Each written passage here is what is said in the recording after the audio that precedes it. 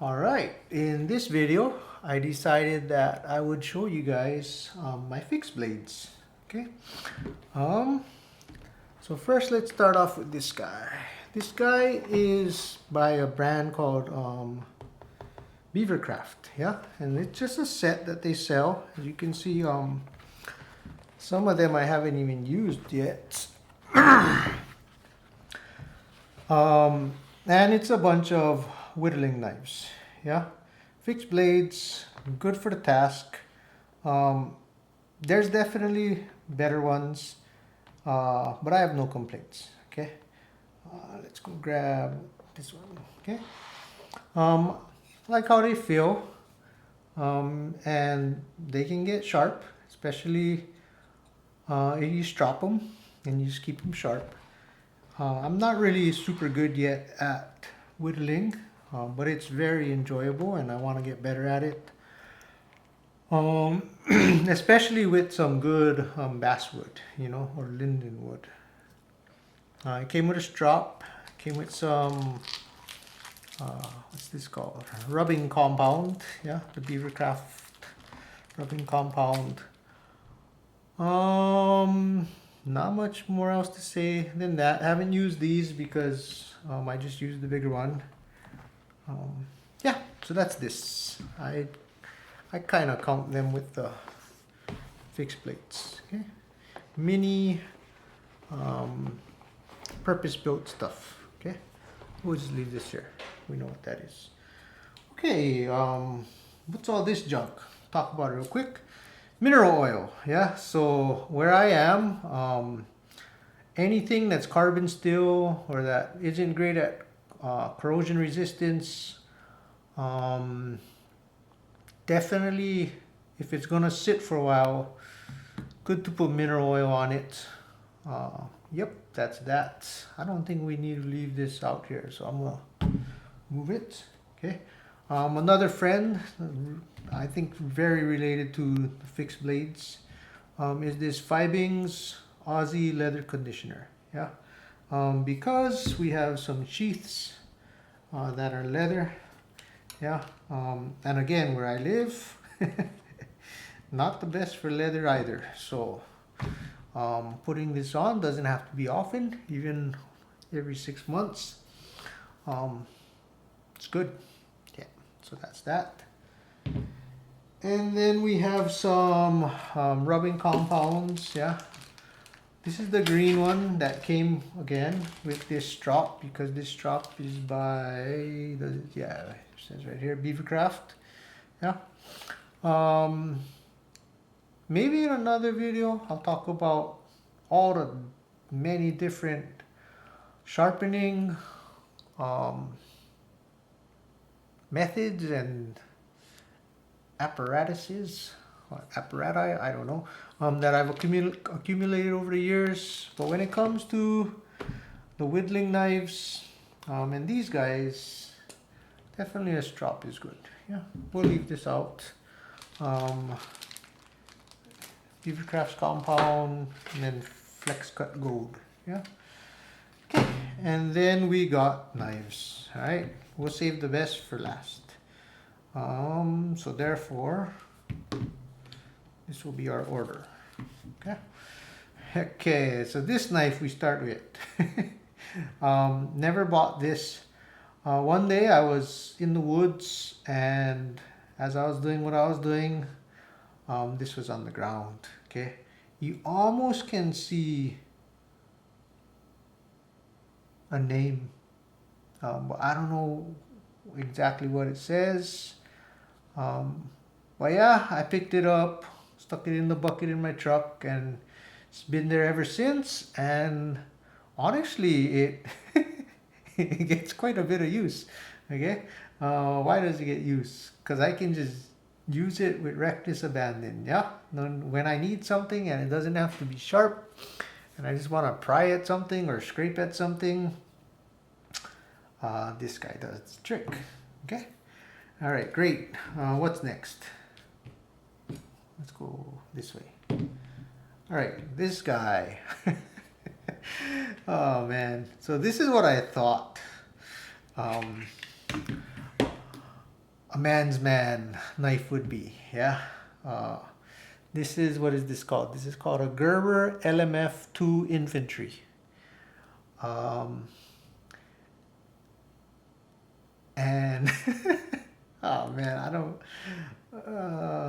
If you guys, if you have this knife, if you like this knife, if you use this knife, fantastic. That's awesome, and I think that's a credit to you. Okay, for me, I shouldn't have ever bought this knife. It's seen little to no use. For me, it's kind of impractical. It's kind of a piece of junk. Like, I don't know when I'm gonna fall out of the sky and need to saw through my helicopter or I guess jet fuselage or the door. Yeah. Yeah. Basically, younger, dumber, thought this is a knife that I would actually use, and turns out that's not the case. Not much else to say about that one. Boy, not a fan of that knife. Okay, this knife is very old, decades old. Okay, almost as old as I am. But okay, this is my brother's Cold Steel Master Hunter. Yeah, one of the very first Master Hunters. Originally, it had a different sheath. And somehow it got lost, but if I remember correctly, it was kind of falling apart, and the button snap was very difficult to use, and what else? I think it was moldy too. Yeah. So anyway, ended up finding some guy on YouTube that sells replacement sheaths. This one's made of Kydex, and it scratches up the rubber on the guard a little bit when I put it in and out, but I mean, no big deal. Yeah, this knife is an absolute beater. We love this knife. Super fun. Good for a lot of things, and very grippy handle. Very similar to a knife I'm going to show you guys soon. But this is a practical knife. Yeah, it's shorter. It's lighter. It's great. Okay, you can do almost anything with this knife. Sometimes it's a little bit too fat for the rare thing that it's not good for. Yeah, this is great. It's a great knife, and not a bank breaker either. You know, once upon a time, this knife, I had it so sharp that I could take a paper, fold it in half, hot dog style, not hamburger style, a long way, okay, stand it up, okay, and I could literally slice a standing paper with the knife. I kind of don't want to do it here because I have this nice leather mat underneath, so it seems like a pretty dumb idea. Plus, I don't think this is sharp enough to actually do it. Let's try though, yeah? I'm 90% sure it will fail, but the point of the story is there was once a time when I had this guy at such a good edge that I could slice this freestanding paper. Okay. Here, let me go put something underneath it to not cut the leather. Alright. This is what I found. This is not flat. Forget it. We'll use this. Alright. Okay, let's go. Let's try it. Hey, you know what, guys? Try that test with some of your knives. They didn't make it all the way, but I didn't even expect it to do what it did. Okay, so we made it not halfway through, but maybe a third through before it started to wander and tear. But yeah, not bad. Alright. Okay. And I don't think we wrecked anything, so that's good. Hey, what am I doing? There we go. Okay, this knife, guys. This is the most usable knife on the table. Okay, in terms of being really good for like carving, just being in the woods in general, anything not too hard to do, this is going to be the go-to. But I do want to show you that this was not my first choice. Yeah, there are quite a few knives that I wanted to get that where I live I couldn't source them. I just couldn't get them. I would have gotten any one of these knives if I could have, instead of this knife. Okay. For those of you who watch DBK, the Dutch bushcraft guys, they like these 4 knives. Yeah, and I wanted to get one. But fortunately, they also like this one, and I was able to get it. You know, in another video, I'm excited about that one. I'm going to tell you guys my favorite YouTube channels. That'll be a good one.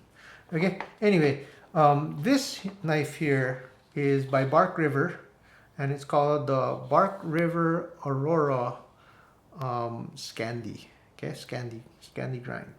Okay, this is also a Bark River, and this Bark River knife is called the Bark River Gunny Scandi. So Bark River Aurora, Bark River Gunny, and they're both Scandis. This knife, beautiful knife. They rave about it in their videos. It's called a Gelio puukko. Okay, I just don't know how to get one here. Okay, and these kind of look like the Gelio puukko, and they're called Malanica puukkos. Okay, and so yeah, if you know, the puukko is a Scandi grind knife. Yeah, and it is famously good for shoot, what is it called? Kind of bushcraft kind of things. Yeah, just around the campfire tasks. Yeah. Anyway, so what did I get? I ended up getting this guy. Okay, so this one is basically a Kellam Wolverine. Okay, and boy, do I like this knife, man. The handle is divine. You know, I really wanted a handle like the Gelio or the Malanica, just straight with no guard, no curves, just contoured. And so I was kind of bummed that I couldn't get one of these. However, this in terms of the way the Scandi grind is applied, very, very similar. And you know, it actually, of all the knives I have, there is not a knife that feels better in the hand than this guy. Okay, I'm not really going to talk about Scandi grinds and what they're good for or why they're good. Okay, in my videos, I will seldom, if ever, really talk about blade steels or blade shapes or grinds, because I think there's other places that can do a better job of doing that. But anyway, yeah. Okay, so this is my Kellam. It's not exactly a Wolverine, but for all intents and purposes, it's a Kellam Wolverine. Okay, and then finally my baby. Okay, very, very similar in some ways to a Master Hunter. Okay, but like, just listen to the name, guys. Master Hunter. Yeah, so technically this is supposedly a hunting knife, even though we just use it as an all-purpose knife for everything and anything. And what a great knife to have. Yeah, one that isn't that expensive, that you can just beat up. Yeah, and use for really anything in the world. And it's decades old, guys. Like not 2 decades, 3 decades. Yeah, nice and old. Okay, anyway, and then this baby. Okay, if you've watched the Dutch bushcraft guys, okay, then you know this brand. But not only do you know this brand, you know this knife. Okay, this is probably, at this moment, including the folding knives, the best knife in my collection. And it's a grail knife for me. It is a work of art. It is extremely capable. Yeah. It's not just a beauty that can sit at home. It's one that you can take out and bash and beat. Okay. And so this knife is called the Fallkniven NL5 with laminated CoS. Okay. It has a convex grind. Okay. Again, it's a very special grind. Very sought after. It's something the DBK guys wanted this company to do and make. Okay. But again, I'm not going to really get into that. Okay. And the steel, it's a very special steel. Okay. So it's laminated cobalt special. The handle. Okay. All right. Like this one shapes better to my hand. Okay. And if I'm actually doing things, like it's so good. Okay. This one is just special though. All right. So this is actually leather. Yeah. And again, so another reason why I got this Fibings Aussie leather conditioner. Okay. Not only for the sheets, but for this handle as well. Okay. And just the size, guys, pretty dang similar, yeah, to this. If you look at the handles are very similar in size and shape. Okay. If you look at the blade, they're pretty similar in shape and almost the same in length. Okay. Where it's different is the grind. Okay. And the spine. Okay. So this guy's a lot thicker. It's a chunky boy. Okay. Famously good bushcrafting knife. Okay. And haven't used it as much as I would like to. I'm not going to do anything too crazy about it to abuse it or risk doing anything unnecessary, but definitely looking forward to going out and using it more. Okay. My cousin has a Fallkniven F1, and in his case, boy, that knife makes all the sense in the world, because he's actually in a canyon in the Rocky Mountains, and he does a lot of like heavy machinery work. He operates excavators, and he he builds streams. Yeah, like he'll literally cut the resort a new stream, moving boulders, and it is so cool to hear and watch the things that he does with his Fallkniven F1 in the land he's in. That knife makes all the sense in the world. Okay. But anyway, you know, this is what I've got, in case you were wondering. And they are in a world of their own. Yeah, completely different thing than the folding knives. If you know, you know. Yeah. Fixed blades have their own unique function and purpose. Yeah, that's my collection right now.